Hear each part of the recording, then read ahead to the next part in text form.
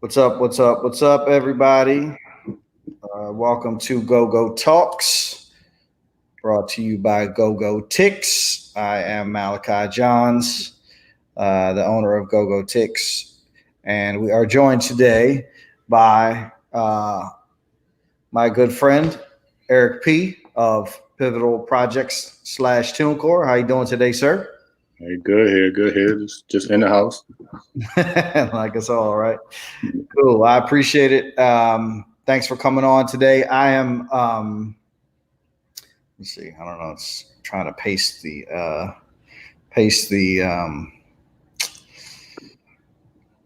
title here on Instagram, and it's acting funny.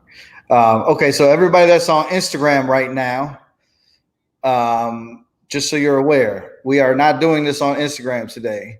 We are doing this on at gogotix.co. So this is the reason why we're doing this on gogotix.co is because I'm having problems with Instagram right now. So we did an interview with Donna Floyd last week, and we had some technical difficulties with the audio, and so we have moved. So I just pinned in the I just put in the comments on Instagram. Please join us over at gogotix.co. The site is in the bio. So link is in the bio. So go to gogotix.co right now, pick today's show and click watch. So go to gogotix.co, click today's show and pick watch and join us over there. That's where the broadcast is happening. I'm only coming on to Instagram for a few minutes just to remind everybody that we have actually moved over to YouTube Live. So the way that you get to the stream now, the live stream, is gogotix.co. The link is in the bio. It's on Instagram. So anyway, so if you want to see both sides of this conversation, head over to gogotix.co right now. Okay, so Erik, how are you, sir? Everything good, bro. Still good. I should have known that like you're gonna have a dope piece of art behind you in the, in the shot. Like I knew you would have set it up. Like I thought my setup looked pretty cool, but yeah, you just. Hey, I am who I am, bro. I know. Mr. Art Collector there. Hey, what's up, Jerron? Thanks for coming on, man. I appreciate it. All right, everybody on Instagram, read the pinned comment, head to gogotix.co because I'm about to stop on Instagram real quick so we can get everything started. So gogotix.co, head on over. Let's go. I'll see you over there. All right, so let's go ahead and get started. So Erik, give us like a 2 to 3 minutes or however long, background story. You're obviously from home, the DC area. How did you get into the music and entertainment business, and how'd that all go? Cool. Yeah. So I actually kind of started on the retail side. It was more actually of an internship. I don't know the ages of, a lot of the viewers, but I was interning with Kemp Mill and Willie's Records, which was basically probably the biggest independent retail chain in the area at the time. I think it was something like 12, 15 stores, selling CDs and tapes basically in DC, Maryland, Northern Virginia. And from there, I just developed relationships in the distribution space, understanding how really retail is, was the end of the food chain, really. And then next, comes distribution. So I actually moved my internship over to Universal Music and Video Distribution, UMVD, at the time. And that just, blossomed into relationships with the labels, understanding how, radio fits into the picture and just really understanding just how the business works. I always wanted to be in music. It was either sports or music with me. And when the music just started to take hold, I understood that in the DC area, the music business basically means distribution, retail, or radio. And I feel like, I got my retail chops, I got my distro chops. I didn't really want to do radio. I didn't feel like that kind of fit my personality. So after college, I got accepted to grad school. I went up to NYU, did a music business program, kept my thing going as a college rep with Universal on the distribution side, though. So through those 2 years, I was basically doing college level promotions, doing lifestyle promotions, and actually, because I was in grad school, I was a little bit older, so I really leaned on the lifestyle piece. So I was, doing listening sessions, linking with promoters, and throwing parties myself. And it actually, kind of started picking up. But I realized once again, my personality, I didn't really want to be a career promoter. So, after I graduated, I kind of, left all of that alone. Still trying to figure out what I wanted to do, if I even wanted to stay in New York, and took a job in advertising. Hated it. I was there for maybe 6 months and just felt like I just had to get back to the music. So I got a job with Universal Motown at the time. That was my first ever label job. I was basically a digital marketing. It was called New Media at the time. This was the MySpace era. And I remember I was last to speak in things. Sometimes I wouldn't get to speak at all. It was just like the internet wasn't a prominent driver like it is today. But I kind of grew with the space and transitioned from there to the marketing space and was a product manager for a few years at Motown. What do product managers do? Product manager is basically the point person at the label in charge of all of the marketing and direction. So think of what a manager does. We're like the artist manager inside of the record label. So we're the first point of contact. We're talking with management and the artists all the time. We're making sure that all the departments are on point, know what's going on, making sure everybody's on the same page, and really just guiding the marketing vision for the project. If that makes sense. And then, from there, Motown essentially folded into Def Jam at the time. So I left and went to Republic Records, which was under the same Universal umbrella, but just, had their own roster and their own thing going on. So from there, it was a hybrid position. I was halfway product manager, halfway back to digital marketing. So it just kind of really depended on, what project it was as to, what I was called on to do, whether I was doing everything, or whether I was doing, one piece of the campaign or another. But, in that space and place, I was able to work on a bunch of different types of things, everything from, The Weeknd to Kid Cudi to some, independents to or development artists and Cash Money, which was a relationship that I had basically from my first label gig. Like I've been working with Cash Money since the Carter 2. So a little bit of time. A little bit. Yeah, a little bit of time. So that was my life for probably close to 8 to 10 years. And then I left Republic and seamlessly transitioned over to Cash Money directly, where I was part of the core marketing team over there, and really on the hook for digital strategy and brand development for some of the other verticals, whether it was the spirits that they had at the time, or the sports division, or some of the film projects that they were working on, and just through that, it was purely felt like a independent role. So I was able to actually consult and take on other opportunities, managing, some talent, and, doing projects in the art space, consulting for other labels, Sony, Warner, Asylum, just a bunch of different things. And recently I actually kind of transitioned all of that into my current post over at Tunecore, which, we're actually building out or have built out a independent label division, full service. No, that's not for you. That's for the people still watching on Instagram. All right, cool. I thought I missed my.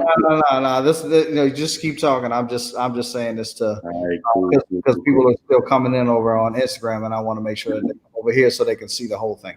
But yeah, but just think of it as a label similar to, say, an Empire, United Masters, etc. We have our own roster, we have our own staff. Tunecore still operates as Tunecore operates, but we're full service and offering a little bit more to these artists as a label would. Gotcha. Okay.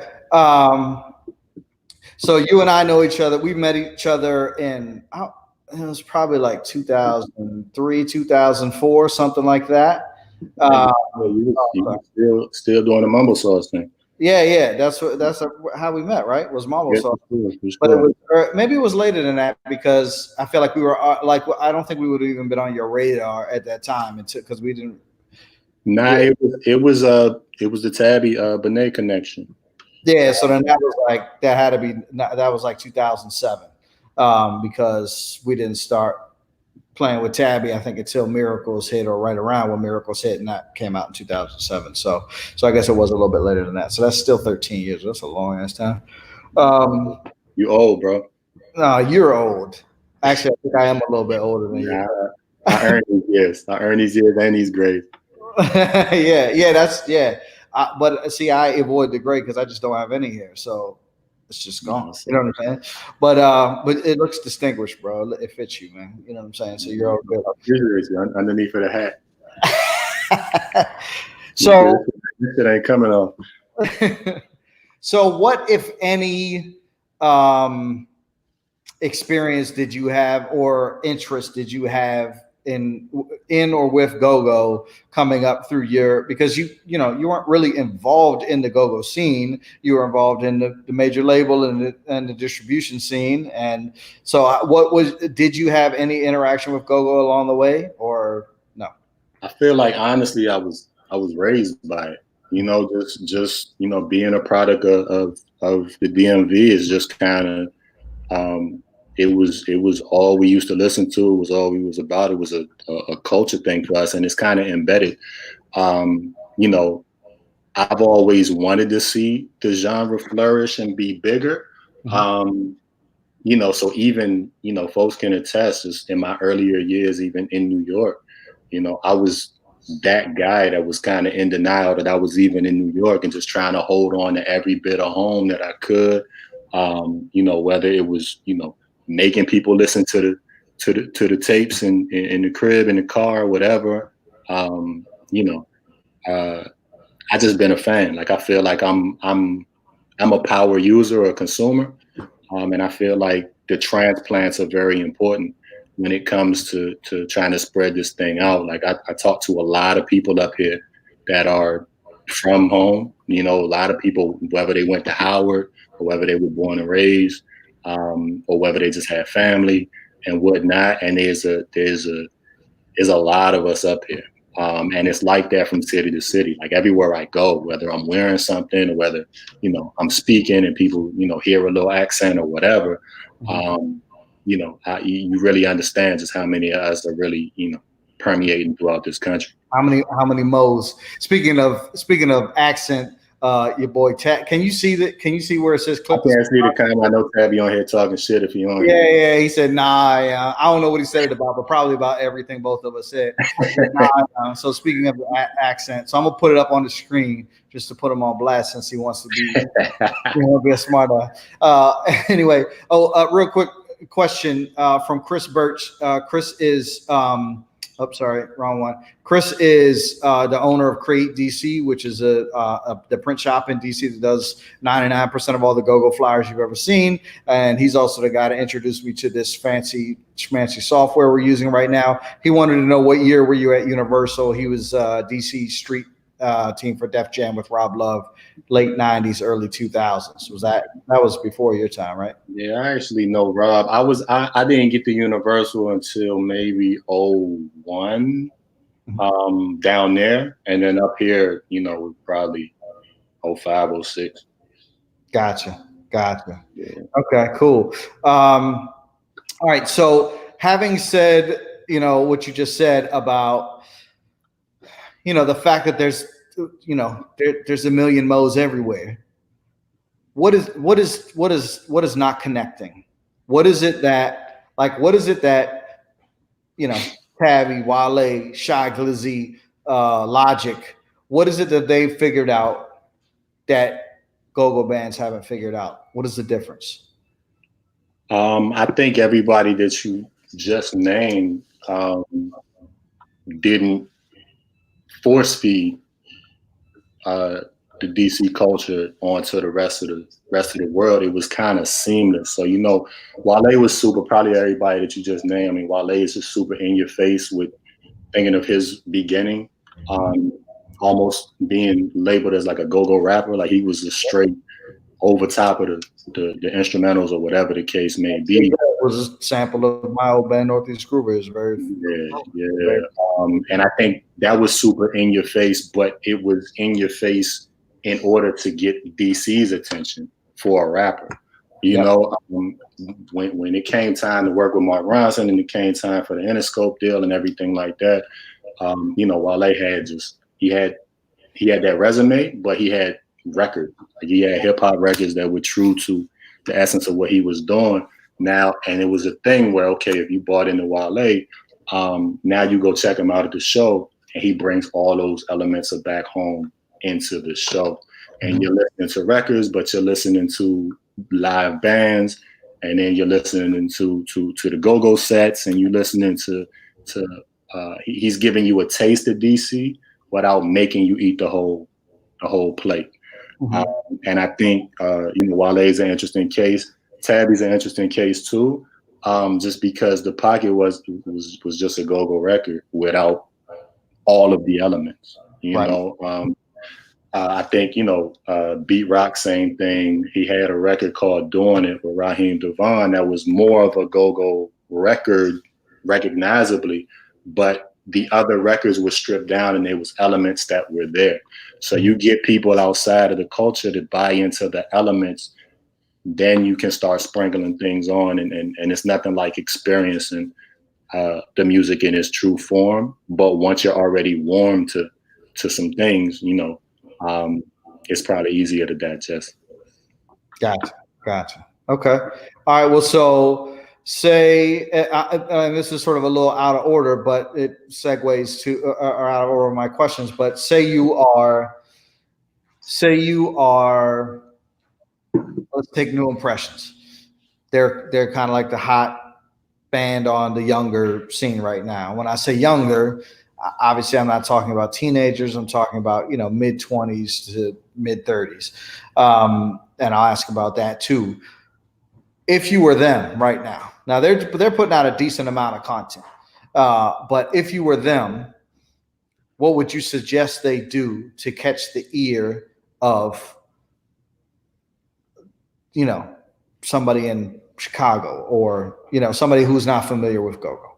I mean, I think of everybody, you know, you could name. I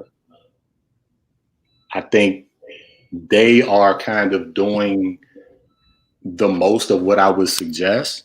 Just, I know with me, you know, just surfing around and whatever, you know, I forget, it's probably a couple months ago that I heard just a go-go remix for the Gold Link record. And I was just like, oh, I mean, that's you know, it's cool. And then, you know, you hear it. And then you go to Spotify, you go wherever you go to get music, and it's there.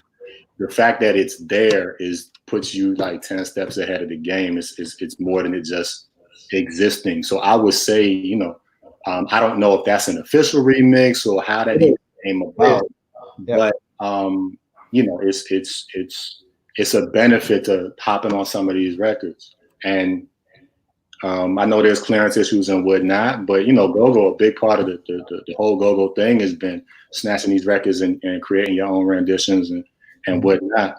That can be spit back out and put out, even if it's SoundCloud. You know, you don't have to worry about the clearances and things like that. But if I hear, you know, if I'm a Chicago, you know, rapper, whoever, and I hear my record in a certain way, who knows? I might like it, I might not like it. But other genres are doing it. You know, it's reggae versions of, whatever record is, chopped and screw versions of whatever record is bounce, versions, New Orleans bounce versions of whatever record. Nobody else is asking for permission. Just, get folks familiar with the sound through folks that they're already familiar with. Right. Well, I think a core difference between those things is that those other genres, it's a producer. It's one dude sitting in a room with a laptop making remixes. Whereas with go-go, primarily, you're talking about a 14, 15 piece band, which makes things significantly more difficult, which is why, when I did Mambo Sauce at the time, it was the smallest band in go-go history with only 7 people, which is still a huge band. And there were multiple reasons for that, but that's one of them. It's incredibly hard to get everybody on the same page to record, whether it's whether it's an original song or whether it's a remix or something like that. Talking about new impressions, for example, and I only brought them up because I asked TJ, their lead vocalist, to come on the show as well, and he just booked as we were talking. But also, they come to mind because they're kind of the hot thing going on right now. But also, unless I'm mistaken, I don't really know all the guys in the band. I believe they're in their early 30s, late 20s. Mm-hmm. So if that's the representation of the youth in this genre, in this movement, what does that say? Does it, like, from someone from your perspective who's been in the buildings of the major labels and the major digital service providers, does that mean that everybody's too old? No, I wouldn't say everybody's too old.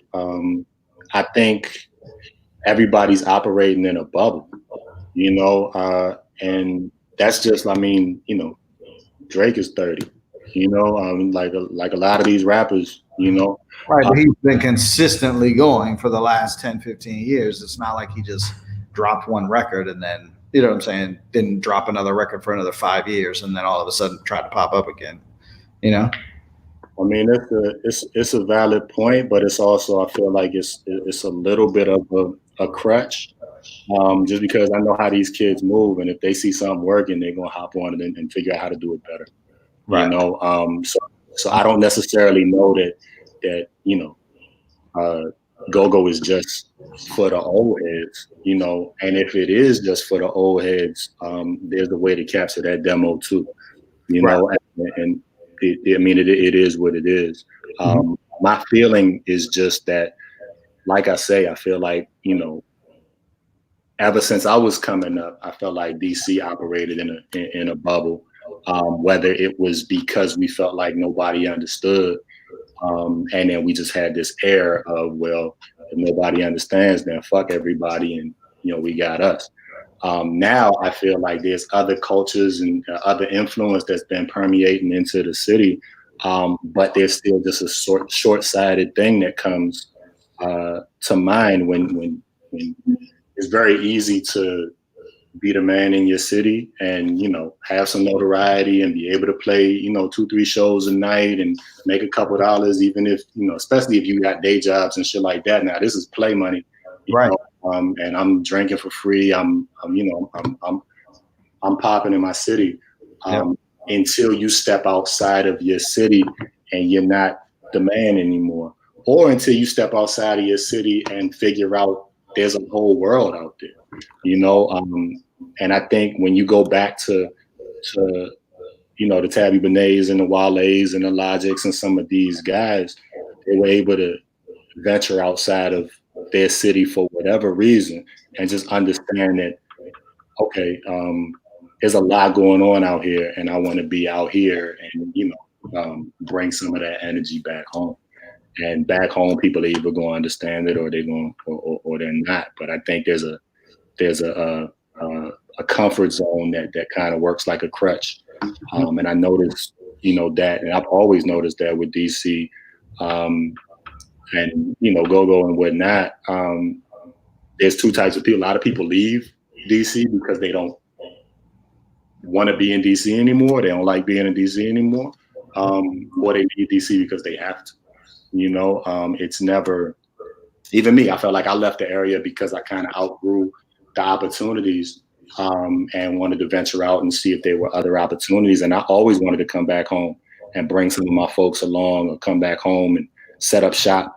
It just didn't work out like that, or hasn't worked out like that, because some of the people that I've was speaking to all along the way, go-go or not, they just kind of weren't seeing past, that diamond. Right. No, exactly. I mean, I feel the same exact way. And it is, I mean, that's why I'm in LA and you're in New York, you know what I mean? But obviously we both still have enough love for home to be sitting here taking an hour out of our day, to talk about this. And I always have an affinity for it and want to try to figure out a way to make it work. And I think that, to be honest, I would have said this 2 months ago. Obviously, with the coronavirus, we're in a different situation right now. But 2 months ago, I would have said that there's never been a better time ever for go-go to be successful, because the live industry is what's, where the money is in our industry now. Well, not right now, but 2 months ago it was. I don't believe that there's any more powerful form of live music than go-go ever. And I played in punk bands, I played in metal bands, I've been in almost every kind of band, and I've been to almost every single kind of show that you've been to. And there is nothing anywhere that I've ever seen that's anywhere close to go-go. You know what I mean? But it just doesn't translate into the records. You say that again? I said we haven't figured out how to translate that into the records, or at least to, make a record that can, that can appeal to a broader demographic and a broader, swath of the country. And then you lure them in with that record and they think it's one thing. And then you play like a go-go show at your show and they're blown away even more. You know what I mean? That's what I was trying to do with Mambo Sauce. But okay. So, all right. So no, I don't want you to mistake that I'm saying that go-go is too old. I just feel like there are some people that feel that way. And I feel like if we don't do something about it soon, that's what's going to happen. I think what happened is, go-go was a youth-driven, kind of thing. Even, when we was coming up, you had some of the pioneers, but they was just this youthful and young energy that was infused, into these shows and these bands, and this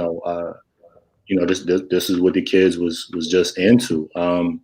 And a lot of those folks have kind of grown up with the music, or grown up with the genre, and whether venues are dried up or whether, people are moving on to this place or not in the streets, something has happened where there hasn't been like this wave of a new generation of folks that are practicing like our generation did, or even still does, because even, some of the most popular bands right now have been rocking for 20, plus years. And it's fine for them. Longevity is the key to success, but it's, it just needs to be just an influx of new energy to keep everything going, to learn from the pioneers and keep it going.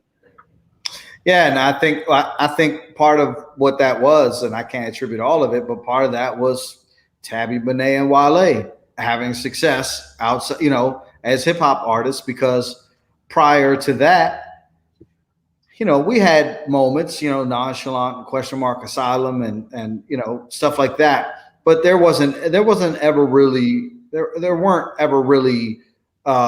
rappers that really made a national or international impact coming out of DC like that, and really putting on for DC at the same time. And so I think at that point, the role model changed. The role model changes from, white boy, or I don't want to say Big G because he's got other stuff going on too. You know what I mean? But the role model changes from, rapper or white boy or Bugs or whoever, to Wale, because, okay, he's famous. He's doing songs with Nicki Minaj. He's, you know, doing this. And so, and it's also significantly easier, I'm not going to say easy, but significantly easier to build a career as a rapper because it's just you. You don't have to convince 13 other people to, you know, to do the same thing that you want to do. So I feel like that had a lot to do with it. And this is a question that I asked Killer Cow from Rare Essence, and I forget somebody else that I interviewed. Oh, Donnell Floyd, actually. I was like, do you need a band to be a go-go artist? And Donnell Floyd said no. So if you can be a rapper and make a go-go album or whatever, or be a go-go artist, but you don't need a band to play on every single one of your songs or to be a part of your organization, does that seem like a better strategy? Or a more efficient strategy? I mean, I know there's a lot of people that feel a way about it, you know, but I think, you know, coming up, I mean, you have, and I point to Wale because he's probably the example that wore this shit on his sleeve, you know, because a lot of, you know, other folks that, and even now, you know, that pop out, they're very aware of you know, what the music means to the culture back home, but I'm a rapper or I'm an R&B, you know, you know, you may get, you know, some glimmers, but I don't feel like folks feel it's their responsibility to save more genres than their own, you know. But yeah, I don't know. Like technically speaking, like can you be? Was Jill Scott Is Love a go-go record?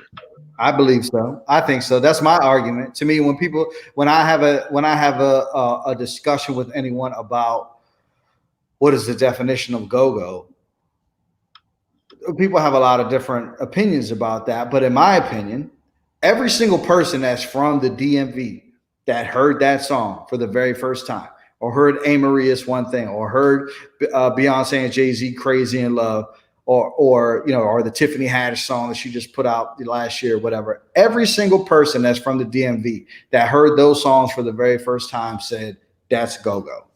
And there was nothing else about those songs that pointed to go-go other than the percussion.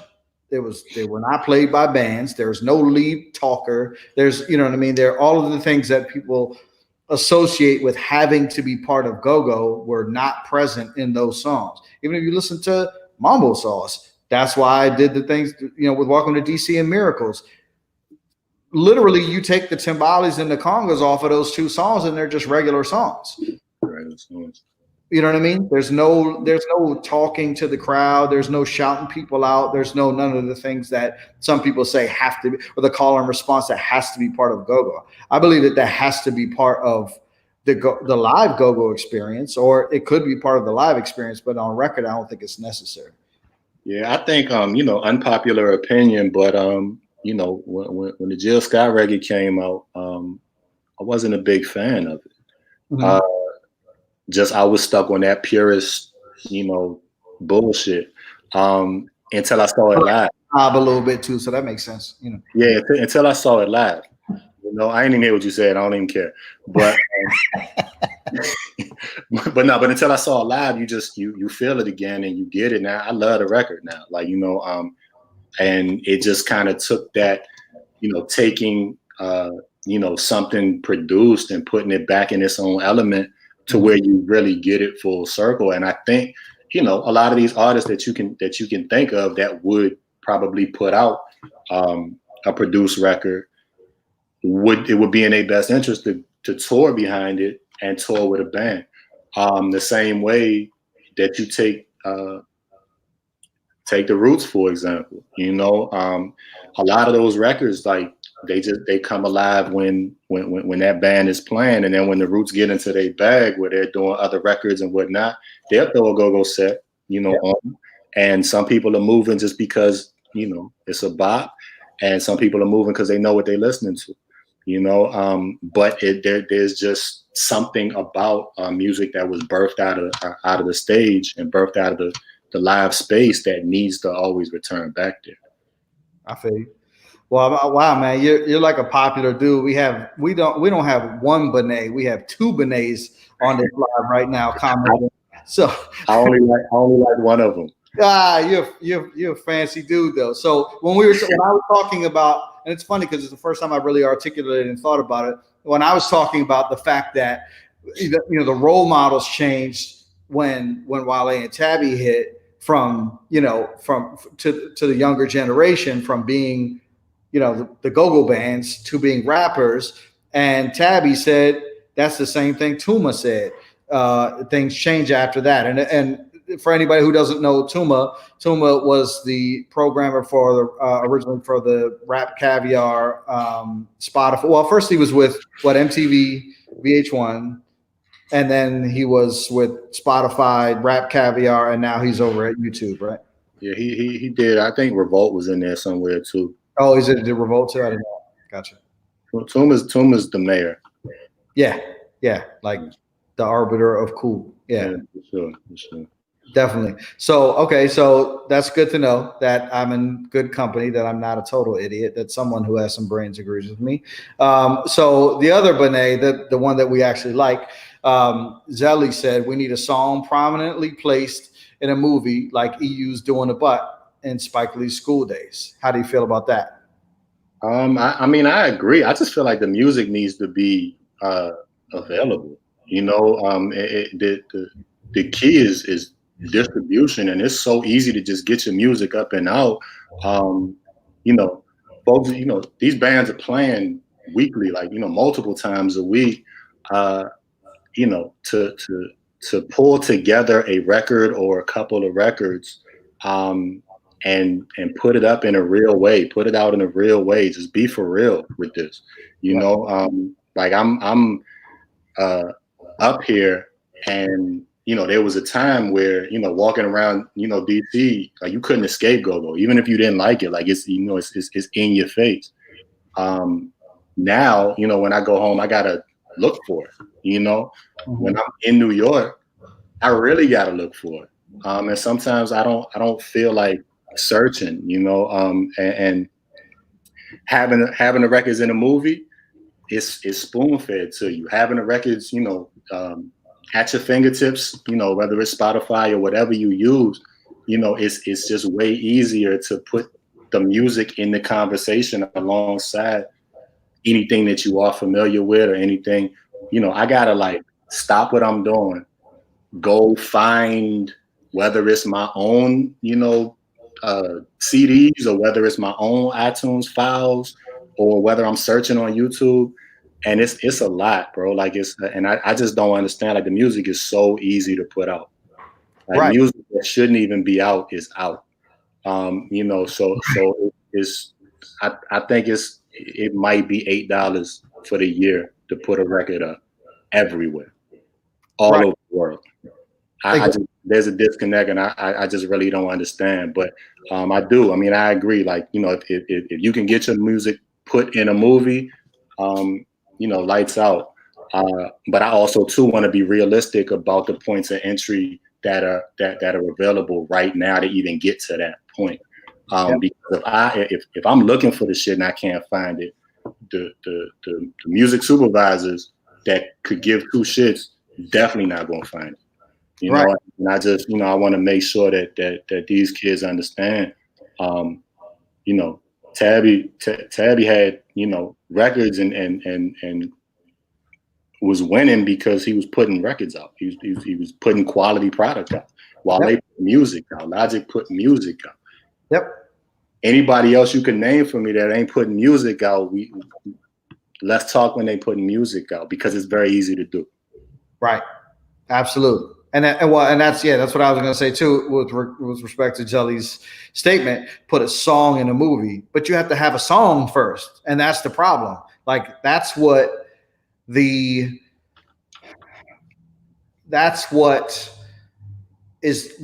to be so elusive in this in the go-go community, and is that we can't write a song, which is and a lot of that comes from speaking from experience of being in plenty of go-go bands that you probably have heard of.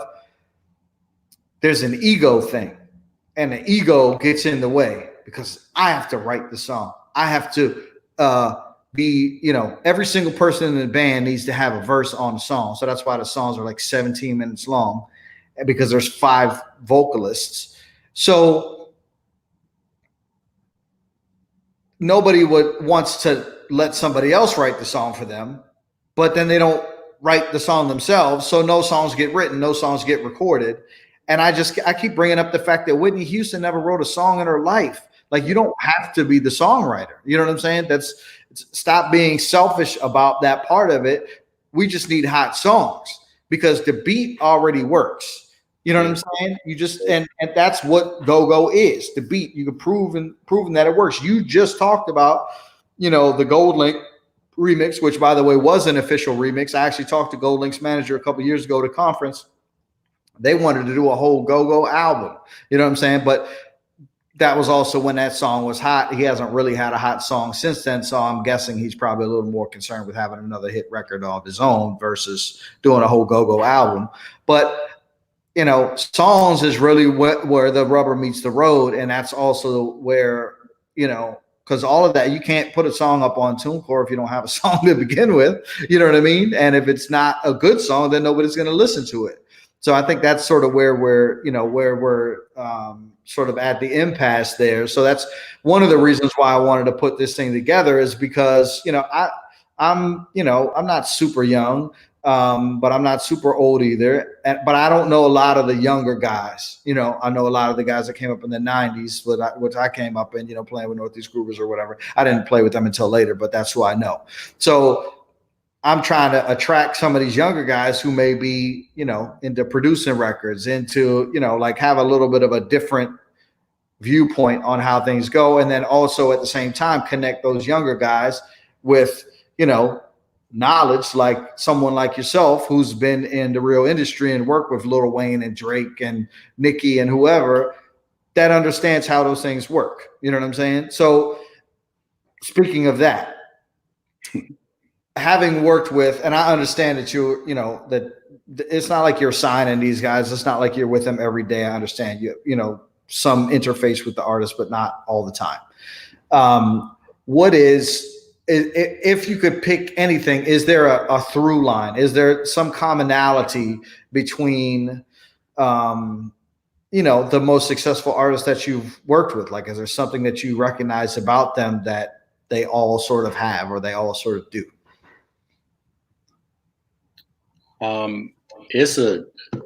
It sounds super cliche, but it's a work ethic, to without naming any names, without, to watch people, popping pills so they could stay awake to go to the studio, and then popping, doing what they got to do to sleep during the day so they could be ready for the shows, and just putting records out. It just goes back to putting records out and quality records, and I think that the commonality, sure, some people have an it factor. Some people, you're only as good as your team. But at the end of the day, you have to be willing to put in the work, so that the team, can do what the team needs to do.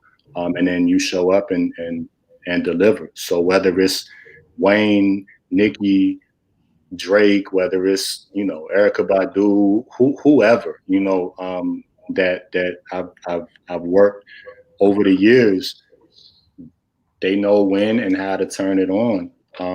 And it's important. It's important to put their work in, and don't have people around you that want it more than you. Is that something you think that can be learned, or is that something that you think they were born with? Like, that's just in their DNA? I think you can definitely learn it. 21 days of anything turns into a habit, but that goes to getting out your own way and listening to some people that made some of these mistakes before. Whether it's a mentor, whether it's, big homie, whether you're just a fan of, whoever, and reading all their articles, whatever you got to do. We're in school for however many years to learn from people that know more than we. Life teaches you, things that school can't. And, if you want to be the best, you learn from the best, find inspiration There's not nothing to hate on somebody that got, you know, further along than you. It's to learn how they got that far. Right, exactly.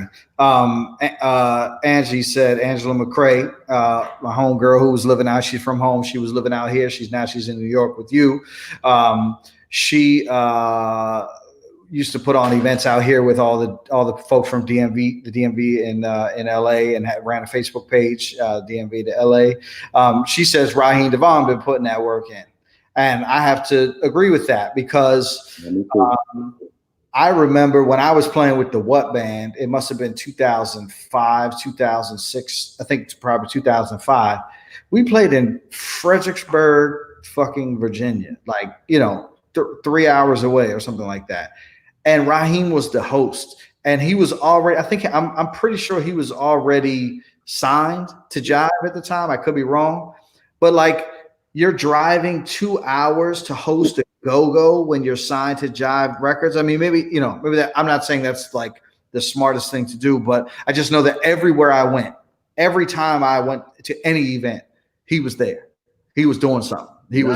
I agree.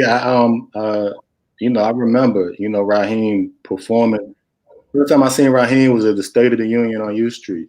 Yep. You know, it was probably like 100 people cap, you know, yep. It might have been 20 people in there.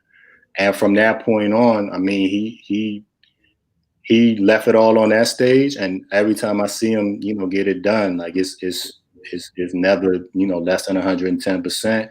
And you know, we probably should have spoke about him, you know, in the conversation with, you know, with Tabi and everybody, because he been doing, you know, everything he can to make sure that DC, DMV, GOGO, that all this shit is top of mind, you know, for anywhere that he goes.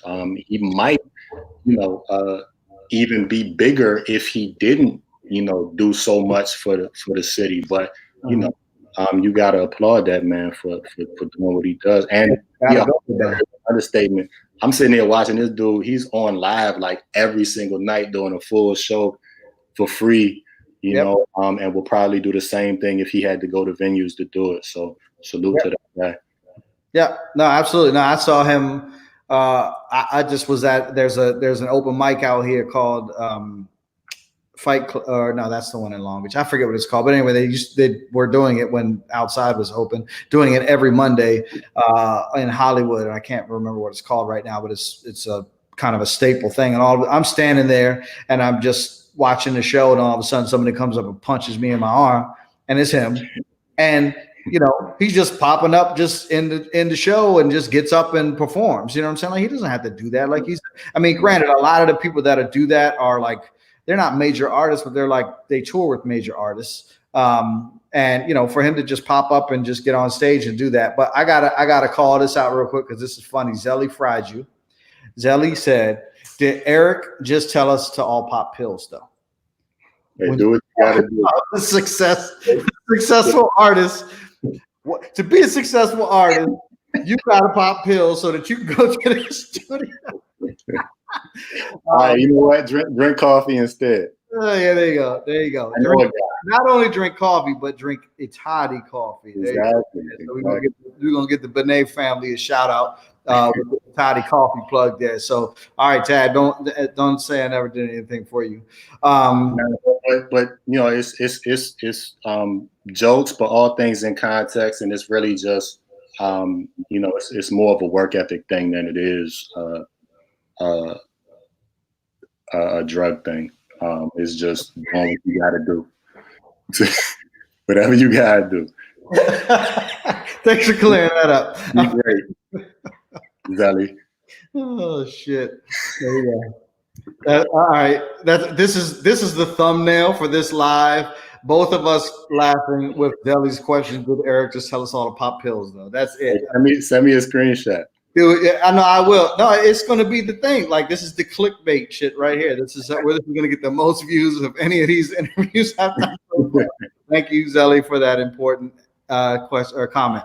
All right, so Chris has a question, which I think is a valid one, and I already know the answer, but I want you to answer it. What requirements does Tunecore have from a go-go band or any artist? Like, what do they need to get their music published online to be able to share on Tunecore? It just has to be yours, and then you pay a very nominal fee, and $10 a single, $20 an album or something like that. something like that. They're always running sales, so it could be cheaper than that, but it's really that simple. And you upload your files and your artwork, set a date, and your music will be everywhere that music can be. Yeah. Oh, my wife just took the screenshot of the Pop Pills slide, so we got it just in case. We're all good. She just texted it to me. Yeah, so that's the thing. So if you go to Spotify or Apple Music or anywhere right now, and you listen to Welcome to DC or Miracles from Mambo Sauce, both of those songs are up there through TuneCore. Like, it's literally that easy. You just go on there, you fill out the information, you pay your $10, you upload your MP3, you upload your photo. And I did this in 2007, 2008, so I'm sure it's even significantly easier right now. So, but also this is kind of a good segue too, because I want to make sure people understand the distinction between TuneCore and Pivotal Projects. And then in that answer, can you explain, because I know you talked about what a project manager does, what does the head of digital strategy do? Like, what is a day in the life? What are your responsibilities? Which question you want me to answer first? Whichever one you want.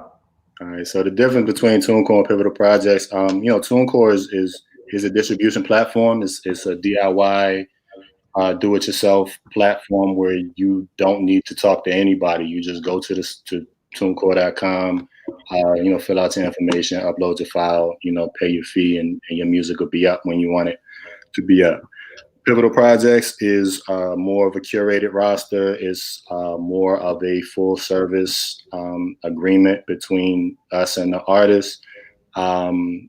We are hand selecting, acts to join the roster and working every angle that needs to be worked, whether it's press, whether it's online, traditional marketing, radio if it warrants, etc. So the label is literally, we signed our first artist top of the year, and we're actively looking.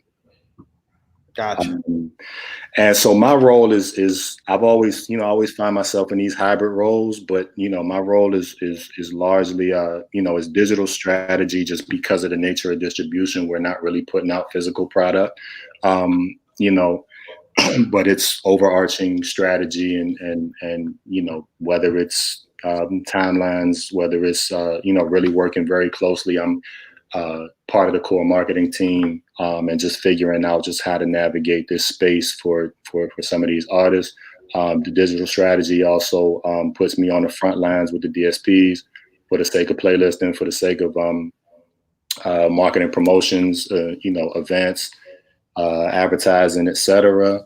And I'm also on the front lines for representing the U.S. Because we are a global company, or our parent company is a global company that purchased TuneCore.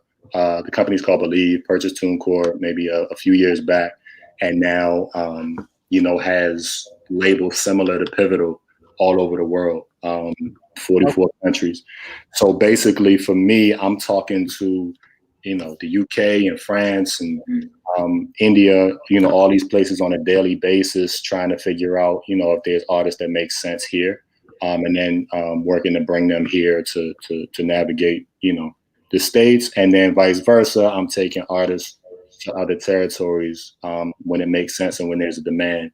So it's an international role, and it's actually eye-opening. When we talk about getting out of DC, sometimes it's important to get out of the U.S.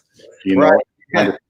Understand how the world works, because we haven't really spoke about it, but live music does very well in other countries. Yep. It's the reason why a lot of our favorite artists and rappers and everything will hire bands so that they can go get bigger bags overseas, even when the demand isn't really all that here. Yep. So and the beautiful thing about the age that we living in is, when you put your music up and your music is available on Spotify, it's available on Spotify in DC, New York, as well as England and Germany and all of these places. Yep. So, you just got to chase where that demand is, and music lovers are everywhere. Right. Well, and now is the time, because if you're in a go-go band or you're a go-go, like, you can't play anywhere, so you might as well record some damn music. So just from a little bit more granular level, because we're talking sort of high level here, and some of the people on this feed may not, that aren't from the industry, or people that may watch later. So when you say you're say it again. Don't do drugs. Yeah, don't. Yeah, okay. So let's get that out of the way. I should make a banner that just says "Don't do drugs" at the bottom. So when you're talking about the DSPs, which is short for digital service providers, i.e., Spotify, Apple Music, Tidal, etc., and you're interfacing with them. Now, maybe some people don't even know this, but my question is that is that a parallel to a promotions guy, a radio promotions guy at a at a record label? So for example, for people that don't know, there's an entire promotion department at all of the major record labels where their job is to go and interface, schmooze with the program directors, the promotion staff. That's what I came from, radio promotions, to convince, the team and all of the players at the radio station to play their record. And so that, because each radio station has a playlist too, but now Spotify has playlists as well. And some of them are algorithmic, meaning they're created by, electronically, but some of them are also curated by people. And that's one of the things that makes Spotify great, is they have great curators of these playlists. So are you in effect the new school radio promotion guy, but you're just promoting to the DSPs instead of to Spotify and Apple Music instead of WPGC and Power 106? Yeah, you could say that. You could definitely say that. Essentially, because we're just in a new place and space where radio is still hugely important. For the 20 songs and the 10 artists that can get those, those slots.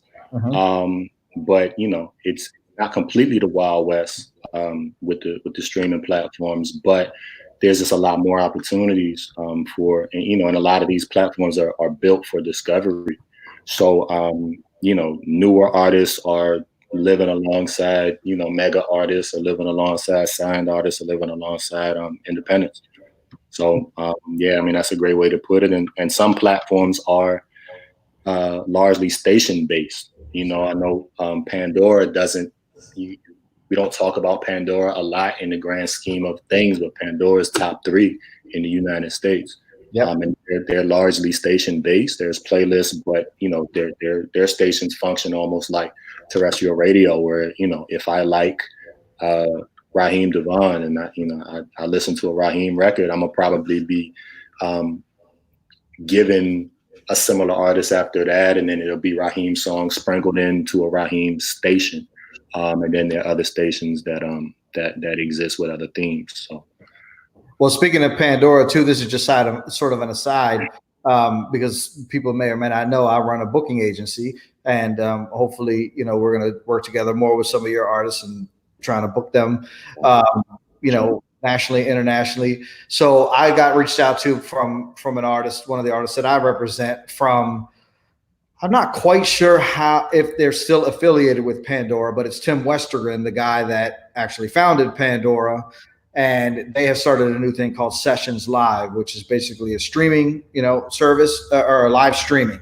So they reached out to me, and basically they are essentially doing like live streams, but doing them like shows. So they're offering a guarantee, and I'm doing the same deal with them as I would for a live show, where it's a guarantee, and then you have the opportunity to make more money over and above that guarantee if the monetization is different. Instead of people buying a ticket, they're monetizing like the platform Twitch, if you're familiar with that, which is like the video game thing. Tabby's friend Mers is real big on it. And you like buy digital gifts or, you know, different kinds of ways to monetize where it's more like the Zynga type of, you know, monetization instead of you're just, I'm paying $10 to watch this live stream. And so that's just an interesting new thing as well. Another wrinkle.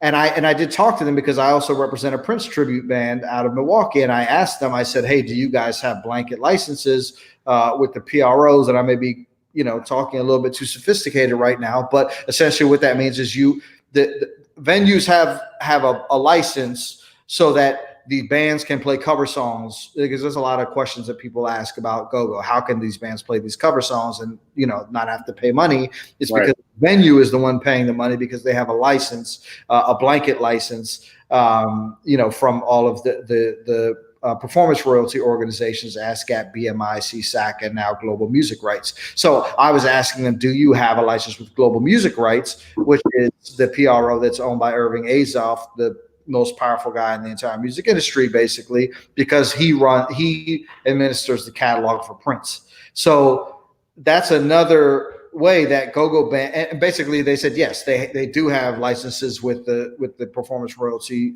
organizations. So you could theoretically get paid to go on, do this live stream session, play cover songs, and you're good. So that's another totally brand new thing. I mean, no, it's not brand new for artists to do live streams, but for an organization to be basically paying you a guarantee to do a live stream, but obviously based upon your popularity, the same way as if you would book a show. So that's, you know, that's just something I just wanted to throw it out there since you were talking about Pandora, because again, you're right, Pandora doesn't get brought up very much. And again, I'm not sure how much they are still affiliated with Pandora or if it's a whole another thing. But okay, Zelly, thank you for tuning in. She's got to go to a meeting. She's big time Netflix executive, you know. This much time. Say it again. I'm surprised she gave us this much time. I know, right? I know. She did say, if we're shouting out DC peeps, she wants to shout out Majima. Shout out to Majima Pickett, who heads global programming for R&B and soul at Spotify. She used to live down the street from us in DC. Now she lives down the street from her in LA. And yeah, I want to shout out Majima big time because she's the one. That's all shout out Majima. What's that? That's all shout out Majima. There you go. Yeah. Because that's how Welcome to DC, the video got on MTV. And through that, Tabi Bonney, who I don't think Tabby's on here anymore because he would have been talking shit this whole time and he hasn't said much. But Tabi Bonney directed the video. He gave me the link with Majima, and Majima put the song on. So yeah, shout out to her. Also, Chris says, Chris Birch again says, just have a thought, Erik Malachi, considered offering consulting on what you do every day, maybe a 1-hour consultation with potential clients and have them talk to you and learn the magic you normally do.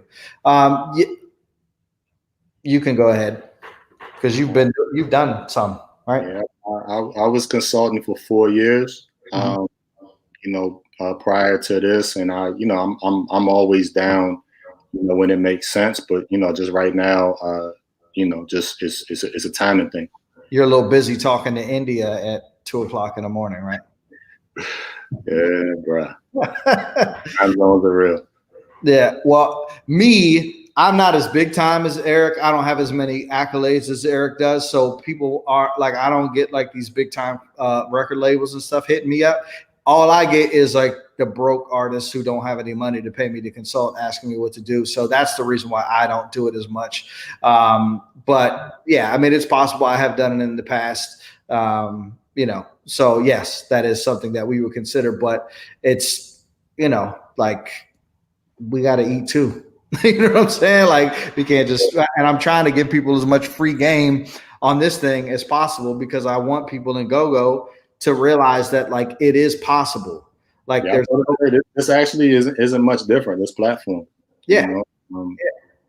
Yeah, I mean, I'm interviewing all different kinds of people. Like I had some of the go-go guys on yesterday. I had John O'Neill, who's the director of programming for City Winery in DC, who, has been booking a lot of go-go, but comes from booking Americana and country music and other stuff and other venues, and now he's booking, Eric Roberson and, whoever you can think of at City Winery. So there's just different, getting this perspective from different places.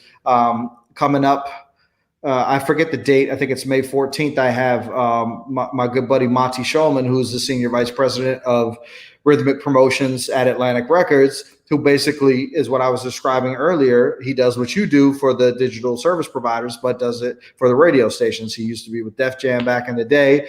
He's a go-go fan. The way that he and I linked up was I met him in Las Vegas when I was the promotions director at a radio station there, and he was pitching his Def Jam artists, Music Soul Child and LL Cool J, and so he came to do events and stuff like you do now, and we just kind of hit it off, and I decided to move to LA, and I applied for a job at Def Jam, which I didn't get, but I had Northeast Groovers on my resume, and he flipped out because he's like, man, I love go-go, and this is like a middle-aged Jewish white dude from LA. I'm like, how do you even know what go-go is? So you'd be surprised, bro. Yeah. Long story short, I ended up just sending him go-go CDs over the years, like mailing them in the actual mail. And we just stayed friends, and we're friends out here now. And I've gotten, one of my bigger booking clients came from him. A lot of this is about relationships, and I'm sure you could speak to that too, because that's really how you built your career, is by being a person that's easy to get along with and understanding how to build relationships with people. No, I mean, it's gold. It's your relationships. Your reputation is your biggest asset.